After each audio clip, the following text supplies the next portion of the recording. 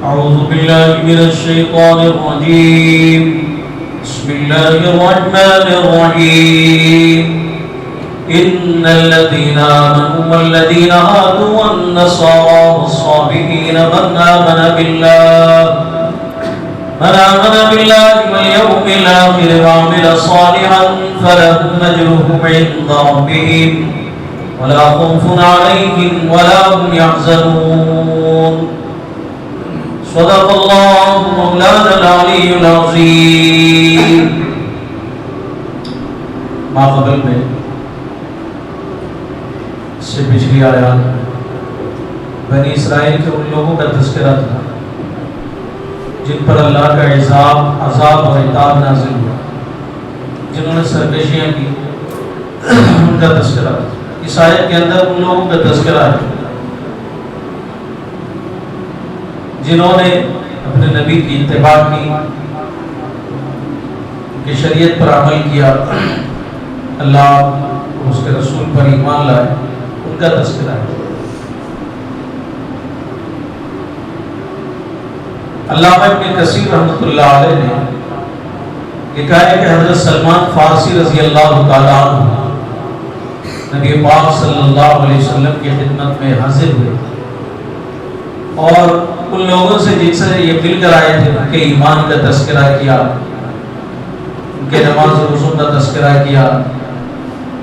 اور یہ بھی تذکرہ کیا کہ وہ لوگ اس بات پر بھی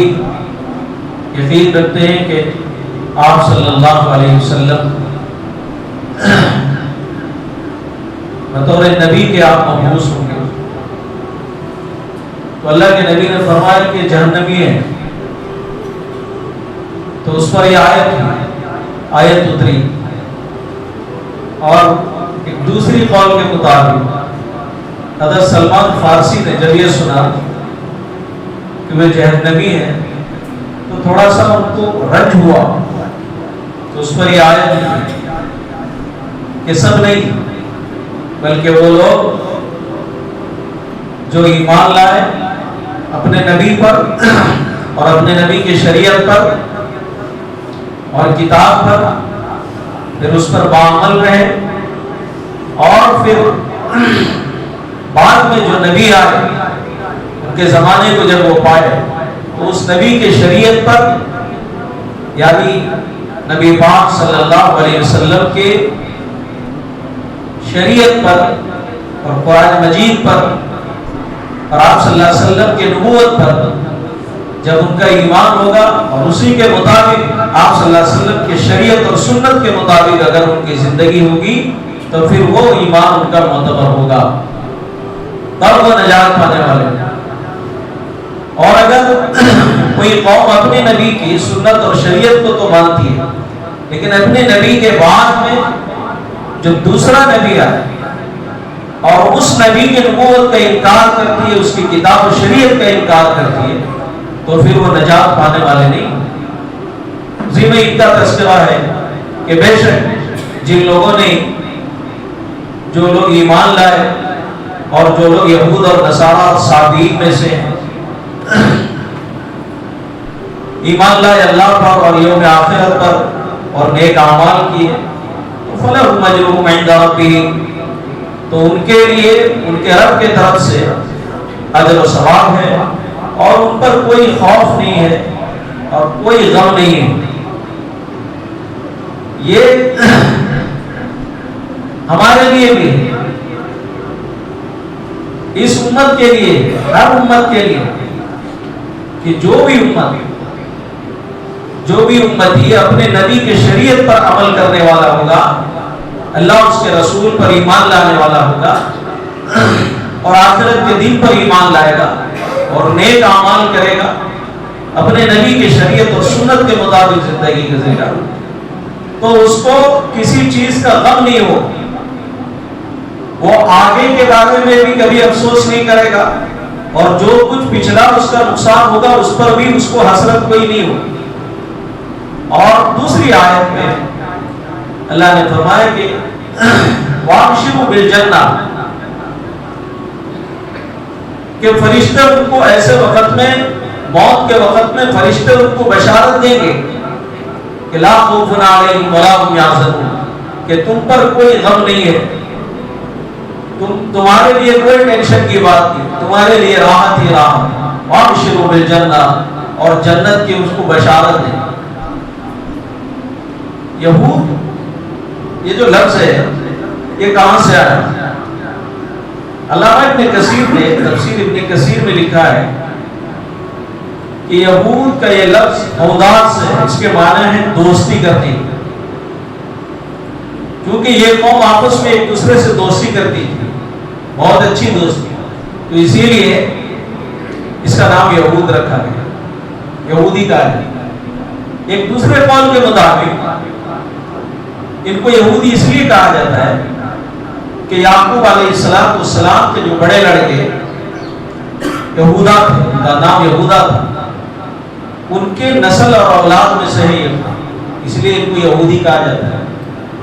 اور نصرانی کو نصرانی کس لیے کہا جاتا ہے؟ بعض قول کے مطابق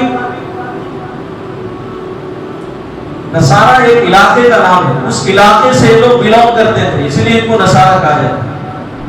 اور بعض مفسرین فرماتے ہیں کہ بنی اسرائیل پر جب حضرت عیسیٰ علیہ السلام کا دور آیا، حضرت عیسیٰ مبعوث ہوئے، تو ان کی شریعت پر اور آپ پر جو لوگ ایمان لائے ان کو نصارہ کہا جاتا ہے۔ اور جیسا کہ آیت ہے، حضرت عیسیٰ نے پوچھا من انصاری الی اللہ، اللہ کے لیے کون میرا ساتھ دے گا، کون میری مدد کرے گا؟ قال الحواریون نحن انصار اللہ آمنا باللہ، تو حواریوں نے کہا کہ ہم آپ کی مدد کریں گے، ہم انصار اللہ ہیں، اللہ کی مدد کریں گے، آپ کے ساتھ دیں گے۔ اس لیے ان کو نصارہ، مومن کو مومن کیوں کہا جاتا ہے؟ ان کے ایمان کی پختگی کی وجہ سے اس امت کا نام مومن رکھا گیا۔ اور دوسری وجہ یہ ہے کہ تمام انبیاء پر اس امت کا ایمان ہے، اس لیے اس کو مومن کہا جاتا ہے۔ تو اللہ تعالیٰ نے یہاں پر فرمایا کہ بے شک کہ جو لوگ بھی ایمان لائے یہود اور نصارہ میں سے اور صابئین میں سے آخرت پر اور نیک اللہ پر، اس کے رسول پر اور آخرت پر اور نیک اعمال کیے، تو ان کے لیے کوئی غم نہیں اور کوئی خوف کی بات نہیں ہے، نہ وہ لوگ غمگین ہوں گے، نہ ان پر کوئی خوف طاری ہوگا۔ آگے تذکرہ کرتے ہیں، جب حضرت موسیٰ علیہ السلام سے ان لوگوں نے مطالبہ کیا کہ آپ کوئی نئی شریعت ہمارے لیے لائیے، کوئی کتاب لائیے جس کے مطابق ہم لوگ زندگی کریں، تو وہ واقعہ جو گزرا، جب حضرت موسیٰ توریت لے کر آئے تو ان لوگوں نے کئی طرح کے اس پر سوالات کھڑے کر دیے بنی اسرائیل کہ یہ کتاب ہو سکتا ہے آپ لکھ کر لے آئے ہوں۔ پھر جب 70 آدمی کا گروہ گیا، حضرت موسیٰ نے لے کر کوہ طور پر گئے تاکہ وہ خود سنے اپنے کانوں سے، وہ اپنے کانوں سے سنے، اس کے باوجود بھی کہا کہ پتہ نہیں اللہ بول رہا ہے کوئی اور بول رہا ہے، ہم تو دیکھے نہیں، ہم کیسے مانیں۔ بہرحال پھر ان 70 لوگوں نے آ کر جو تصدیق کی، اس تصدیق میں کہ ہاں یہ کتاب آسمانی ہے، ہمارے لیے اتری ہے، ہم اس پر عمل کریں، لیکن جہاں زیادہ ہم کو سخت معلوم ہو جو چیز، اللہ نے یہ کہہ دیا ہے کہ وہاں پر ہم اسے چھوڑ دیں، جو آسان ہمیں لگے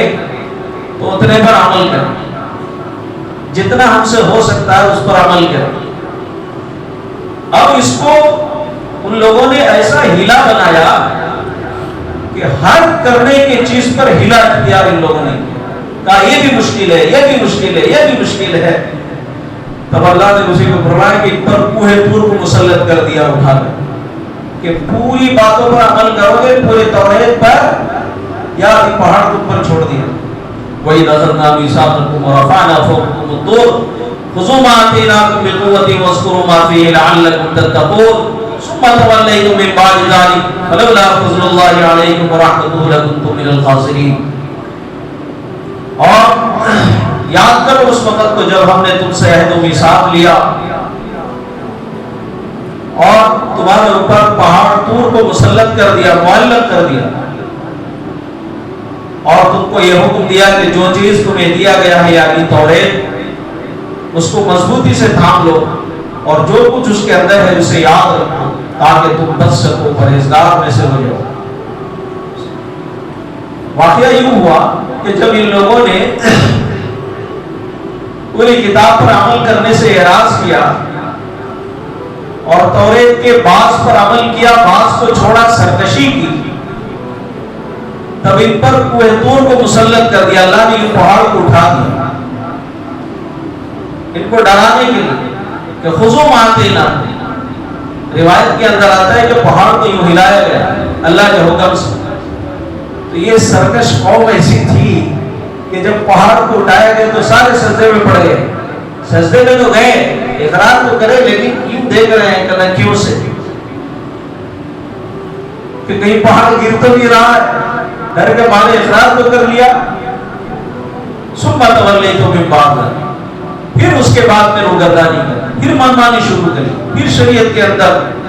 بدماشیاں کی۔ فلولا فضل اللہ علیکم ورحمۃ لکنتم من الخاسرین،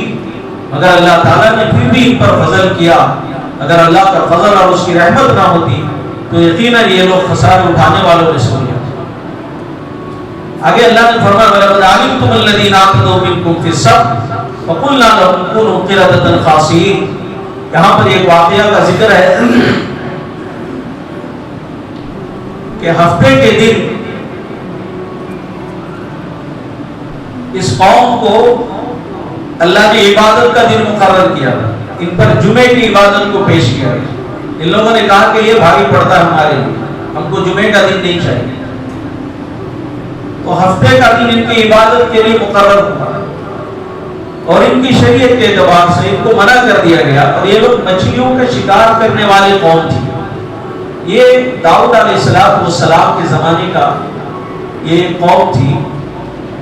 کہ جو قریوں کے سمندر کے کنارے رہا کرتے تھے اور مچھلیوں کا شکار کرتے تھے، اس کا بیوپار کرتے تھے۔ تب اللہ تعالیٰ نے وہی بنی اسرائیل کی قوم میں سے ہے یہ،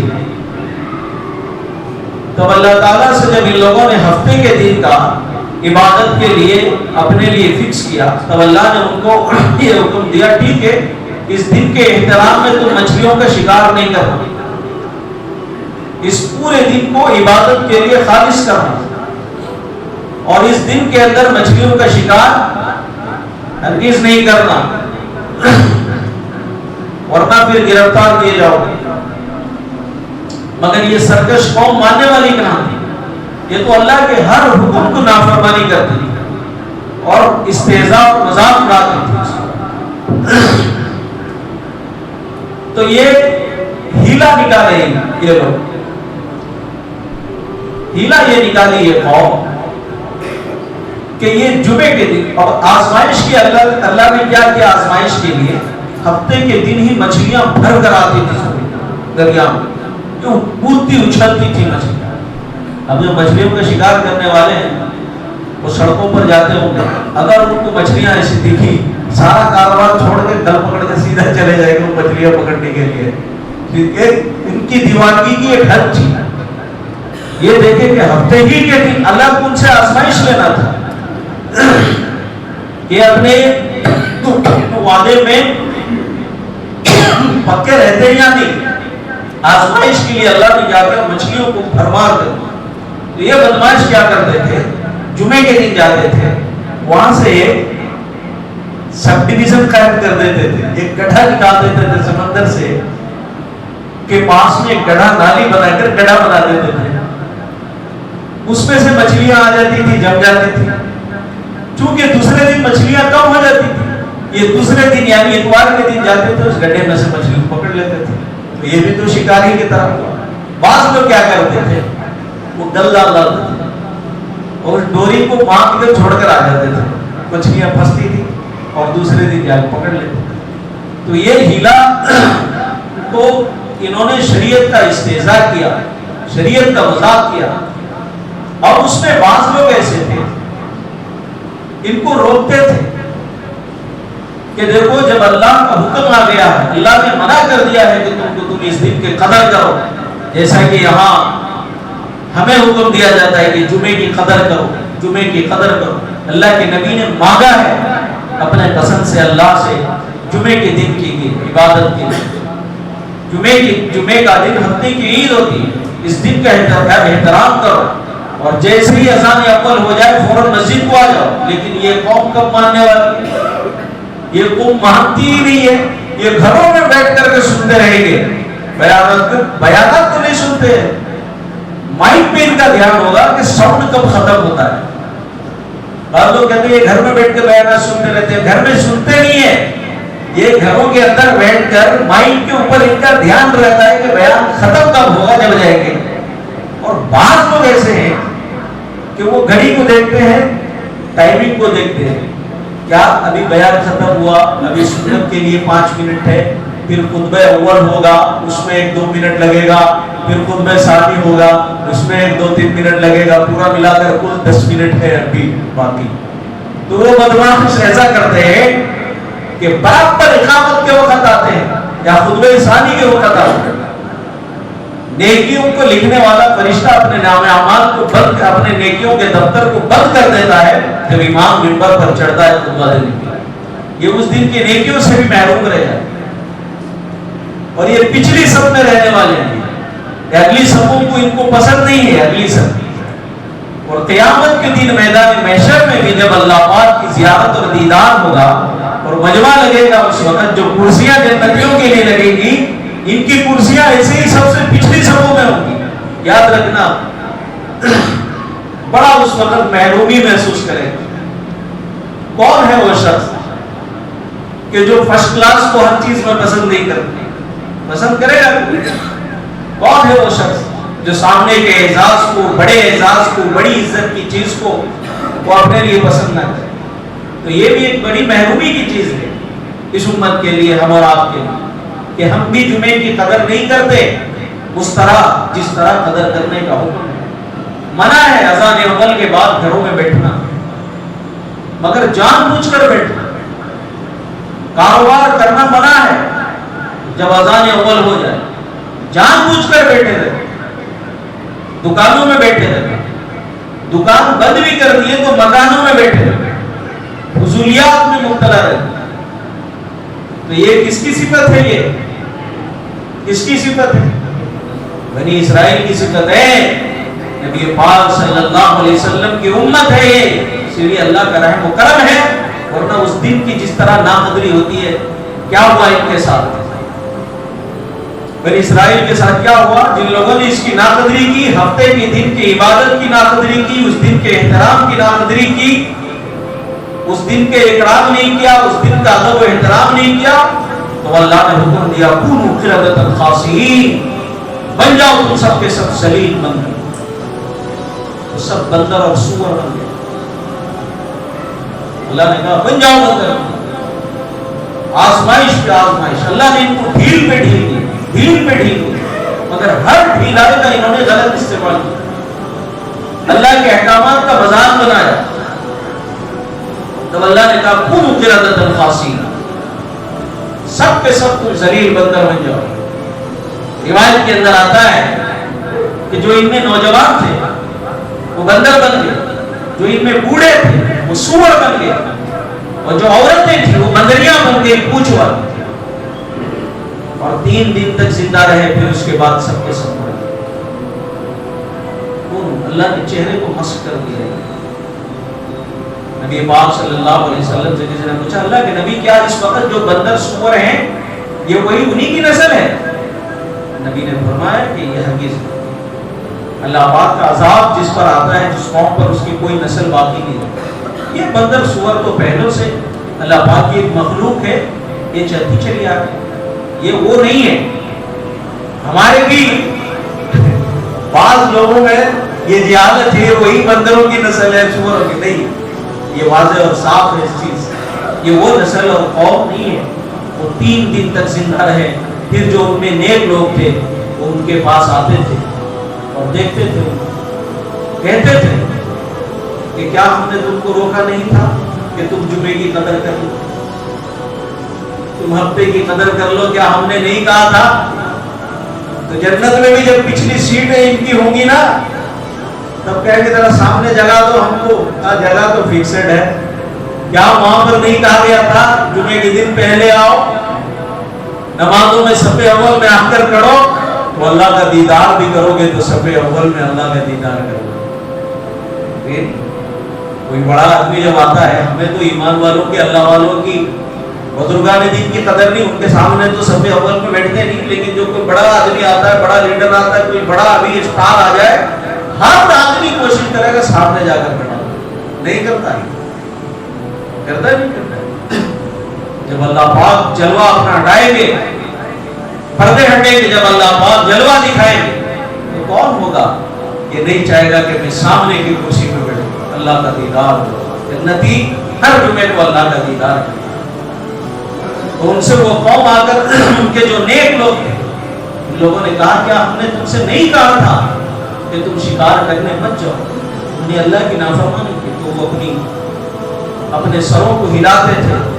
کہتے تھے ہاں تم نے منع کیا تھا، اور 3 دن تک روتے رہے، کھانا پانی سب کچھ ان کا بند، اس کے بعد میں پوری نسل تباہ ہو۔ پر یہ اللہ کا عذاب اسی لیے آیا تھا کہ انہوں نے اپنے ہفتے کے دن کی جو عید ہے، یوم السبت، سنیچر کا دن کہا جاتا ہے، ان لوگوں نے اپنے پسند سے اختیار کیا تھا، پھر بھی اس کی نافرمانی، ان لوگوں نے اپنے پسند سے توریت کو مانگا، پھر بھی اس کا انکار کیا۔